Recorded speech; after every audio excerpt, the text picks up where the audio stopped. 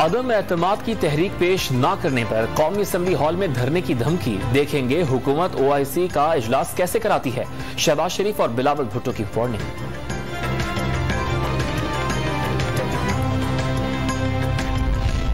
Bharat OIC वज़ीर ख़ारजा इजलास को सबूताज करना चाहता है। उम्मीद है बिलावल साजिश का हिस्सा नहीं बनेंगे।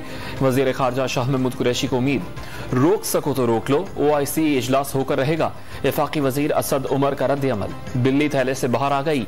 सारा ड्रामा OIC कॉन्फ्रेंस सबूताज करने के लिए किया गया। हसन खबर का जवाब।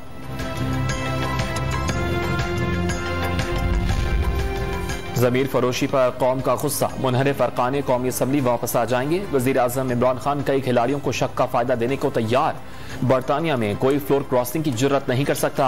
अवाम का पैसा चोरी करके सियासतदानों को खरीदा जा रहा है।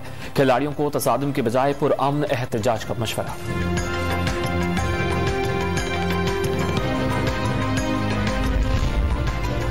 टीवी शो में गाली गलोच पर तनाजा बढ़ गया। MNA रमेश कुमार ने मुआविन खुसूसी शहबाज गिल के खिलाफ मुकदमे की दरखास्त दायर कर दी। जान से मारने की धमकियों का भी इल्जाम।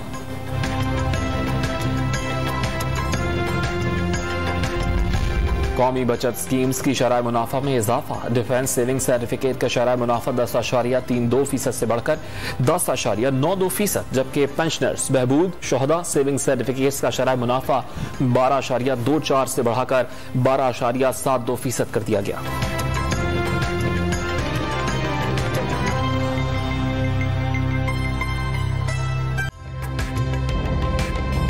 ताज़ा तरीन वीडियोस के लिए हमारा YouTube चैनल सब्सक्राइब करके बेल आइकन प्रेस करिए ताकि आपको मिले हर अपडेट सबसे पहले।